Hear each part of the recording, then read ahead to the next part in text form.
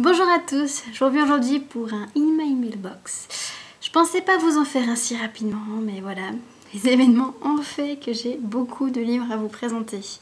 Alors d'abord deux nouveautés, il y a donc Des vents dans mes mollets de Raphaël Moussafir qui va bientôt être adapté en film, je sais pas vous dire quand. C'est donc en fait l'histoire d'une petite fille de 9 ans qui s'appelle Rachel qui va nous raconter le monde dans lequel elle vit et surtout beaucoup le critiquer avec de l'humour. Voilà, donc c'est un tout petit livre qui fait moins de 110 pages, que vous voyez c'est vraiment écrit gros, donc je pense que ça se lira en un clin d'œil. Tous les avis que j'ai lus semblent assez enthousiastes à propos de ce livre qui a l'air de souffler vraiment un vent de fraîcheur dans les romans contemporains, et voilà, ça me donne vraiment très envie. Alors un autre livre qui me donne également très envie, le film aussi, qui vient d'être adapté au cinéma, c'est Abraham Lincoln, chasseur de vampires. Donc il est sorti en film mercredi en Belgique, et je vois qu'en France c'est seulement le 8 août. J'ai jamais compris pourquoi il y avait tant de différence entre les dates belges et françaises. Parfois j'ai déjà vu des films qui avaient 4 mois de différence entre les deux pays, alors que bon, c'est la même... C'est le même doublage quand c'est en français, c'est les mêmes sous-titres quand c'est en VO, donc voilà, c'est un peu bizarre. Alors celui-ci en fait parle donc, c'est une fausse biographie d'Abraham Lincoln, où donc avant de devenir président des États-Unis, il a donc chassé les vampires. Voilà, ça a l'air d'être un gros trip. J'ai vraiment très envie de le lire. Je sais pas encore si je vais d'abord voir le film puis le lire ou le contraire, mais en tout cas les deux seront faits dans les mois à venir, ça c'est sûr et certain. Alors ensuite, pourquoi, c'est le pourquoi j'ai déjà... Je fais déjà une vidéo de My Mailbox, c'est qu'il y a les soldes à la FNAC.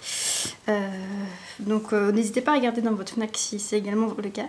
Mais dans la mienne en tout cas, ils vendent donc des livres d'occasion pour ces soldes, et les poches sont à 1 ou 2 euros. Donc pour ce prix là, moi j'hésite pas, surtout qu'en bouquinerie, moi c'est beaucoup plus cher, c'est facilement 4 euros pour un livre de poche, et c'est pas toujours en super état, alors qu'ici ils étaient quand même vachement en bon état, donc voilà, j'ai vraiment craqué. Alors je vous les montre tout de suite. Il y a d'abord Elle s'appelait Sarah de Tatiana de René. Donc c'est un roman historique où on suit une petite fille juive je sais pas trop ce qui va lui arriver, elle va se faire arrêter, ouais, elle va se faire arrêter avec ses parents. Donc ça a l'air très poignant. C'est le genre de livre qu'il faut pas lire quand on n'est pas de bonne humeur, ça c'est sûr. Enfin bon, bref, j'espère le lire bientôt également. L'autre livre, Le rapport de Brodeck de Philippe Claudel. Là tout simplement parce que je veux tout lire de Claudel, donc voilà, dès que je l'ai vu, il a tout de suite été embarqué. Donc là on suit Brodeck qui est donc un des seuls de son village à savoir écrire, et qui va donc raconter ce qui est arrivé à ce village. C'est un peu tout ce que raconte la quatrième de couverture, donc voilà, beaucoup de suspense derrière. Voilà, j'hésite pas à le recommander, même si je ne l'ai pas encore lu, parce que Philippe Claudel, je pense vraiment que c'est une valeur sûre. Ensuite, un livre que j'ai beaucoup hésité à acheter depuis qu'il est sorti, c'est J'avais 12 ans, j'ai pris mon vélo et je suis partie de l'école de Sabine Dardenne. Tout simplement parce que donc cette histoire, c'est donc le témoignage de Sabine qui a donc été enlevée quand elle était petite par Marc Dutroux. C'est une histoire qui m'a beaucoup... touchée, qui a vraiment modifié mon enfance, vu que j'habitais pas très loin de chez Sabine, donc voilà, dès qu'un inconnu devait s'arrêter près de moi pour me demander sa route par exemple, moi là, je paniquais, etc. J'ai vraiment grandi voilà, avec cette crainte de Marc Dutroux, et donc j'hésitais à le lire tout simplement parce que j'avais peur du voyeurisme, parce que je me disais voilà, c'est pas génial de lire une histoire comme ça juste pour voir ce que Marc Dutroux a pu lui faire. Et d'un autre côté, si elle l'a écrit, c'est peut-être aussi parce qu'elle veut qu'on le lise et elle veut qu'on sache ce qui s'est passé pour que ça se reproduise plus. Donc voilà, je l'ai quand même pris. On verra bien si j'arrive à le lire ou pas, on verra. Un autre roman, c'est Si je reste de Gail Forman. Donc on le compare souvent à Twilight, enfin, c'est ce qui est noté derrière en tout cas, alors que ça a l'air de n'avoir rien à voir. Vu que c'est l'histoire de Mia qui a 17 ans, qui va donc avoir un accident et se retrouver dans le coma, et en fait elle va si c'est son âme qui va sortir de son corps et qui va regarder ses parents, etc., la vie de laquelle elle mène. Voilà.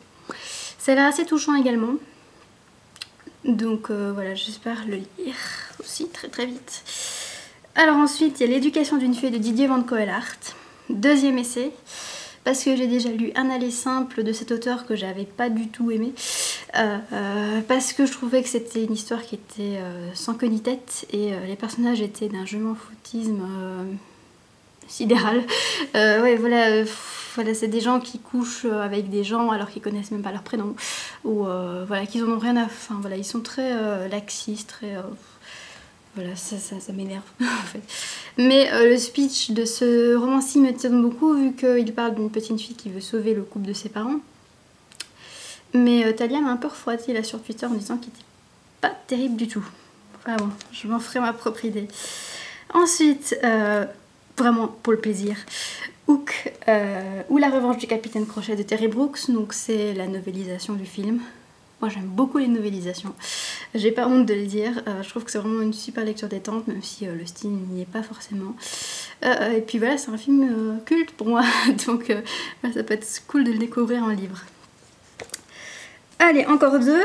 Donc le prochain c'est un grand classique, enfin classique, un livre dont on a beaucoup parlé, c'est L'élégance du Resson de Muriel Barbery, où une petite fille très intelligente, très cultivée, va donc faire la rencontre de la concierge qui est veuve, qui a plus de 50 ans, qui est un peu acariâtre, etc. Ça peut être pas mal du tout.